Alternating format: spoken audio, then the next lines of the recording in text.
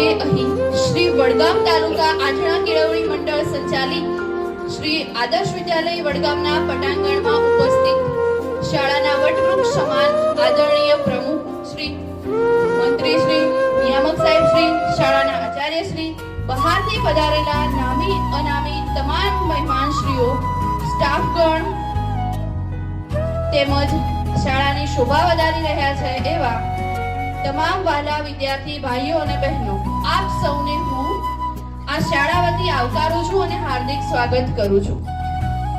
77માં પ્રજાસત્તાક દિનની ઉજવણી નિમિત્તે આપણે જ્યારે અહીંયા એકત્રિત થયા છીએ અને પ્રસંગની ઉજવણી કરી રહ્યા છીએ ત્યારે આ માટે એક સારા બંધારણની જરૂરિયાત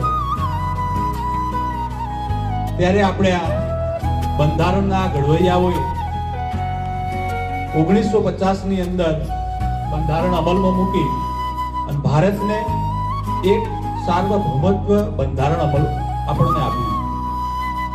આજનો આ વિશિષ્ટ દિવસ એટલે 26મી જાન્યુઆરી, એને આપણે પ્રજાસત્તાક ગણતંત્ર દિવસ તરીકે ઉજવીએ. આ બાળકો છો એટલે તમારે પણ 15મી ઓગસ્ટ અને 26મી જાન્યુઆરીની શું તફાવત છે એ પણ ખબર હોવી જોઈએ. આજે ઉપસ્થિત સૌ મહેમાનો, પ્રથમ તો આજે 77માં પ્રજાસત્તાક દિનની આપ સર્વને વધાઈ પાઠવું છું. આગળના વક્તાઓ જેમ વાત કરી તેમ આપણે 77મો જે પ્રજાસત્તાક દિન ઉજવીએ છીએ. પ્રજાસત્તાક દિન કેમ કે આ દિવસે પ્રજાના બંધારણ જે અમલમાં આવ્યું તેથી પ્રજાના પોતાના વહીવટ કેમ કરવો, સરકારનો પોતાની ફરજો, પોતાની જવાબદારીઓ, એ બધી વસ્તુને આપણને હસ્તક્ષેપ થયો બંધારણથી, એટલે આપણે પ્રજાસત્તાક દિન તરીકે ઉજવીએ છીએ.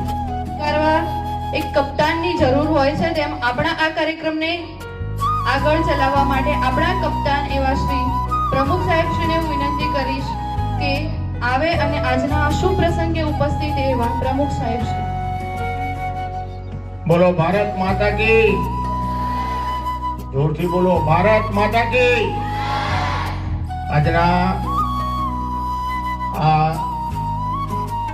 77માં બંધારણ દિવસની ઉજવણીના ભાગ સ્વરૂપે આપણા આદર્શ વિદ્યા સંકુલમાં ઉપસ્થિત સંસ્થાના મંત્રી શ્રી, સહમંત્રી શ્રી, શિક્ષણ સમિતિના ચેરમેન શ્રી, આચાર્ય શ્રી, પૂર્વ વાલી મંડળના પ્રમુખ શ્રી, સ્ટાફગણ અને તમે સર્વ વાલા વિદ્યાર્થી ભાઈઓ બહેનો, મારા પૂર્વ વક્તાઓએ ખૂબ જ સુંદર વાતો કરી અને શિખામણ આપણને આપી બાળકોને ખાસ કે રાષ્ટ્રભક્તિ કોને કહેવાય.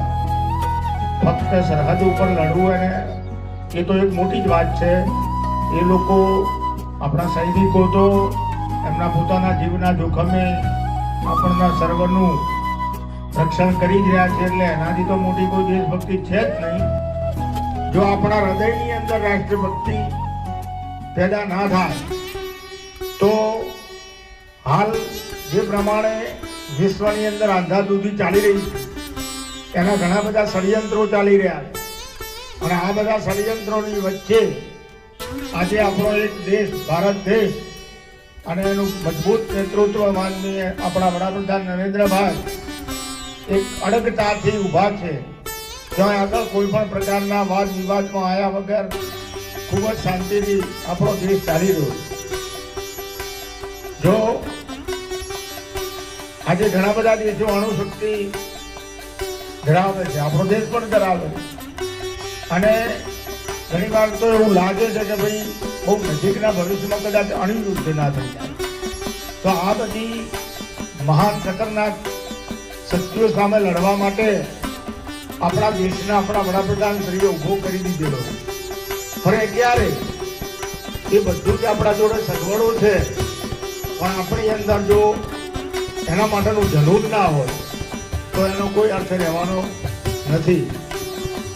માટે હમણાં તમારા આચાર્યશ્રી જે વાત કરી રાષ્ટ્રપ્રેમ પ્રત્યેનું સાચું ઘડતર એ અહીંથી પ્રમુખ શ્રી ગોવિંદભાઈ ચૌધરી સાહેબ, મંત્રી શ્રી સંજીવભાઈ સાહેબ, સહમંત્રી શ્રી રઘુભાઈ, શિક્ષણ સમિતિના ચેરમેન શ્રી રઘુભાઈ સાહેબ, પૂર્વ વાલી મંડળના પ્રમુખ શ્રી ઉજમાભાઈ, આચાર્ય શ્રી દિનેશભાઈ, સ્ટાફગણ, વિદ્યાર્થી, દરેક માણસની નૈતિક ફરજ છે કે આપણે રાષ્ટ્રીય પર્વમાં 26મી જાન્યુઆરી હોય, 15મી ઓગસ્ટ હોય, ગાંધી જયંતિ હોય અને એ પર્વમાં આપણે હાજરી આપવી જોઈએ અને એમાં આજે પોતાની નૈતિક ફરજ સમજી અને આજે આપ સર્વ અમારા આદર્શ વિદ્યાલયના પ્રાંગણમાં આવી ઉપસ્થિત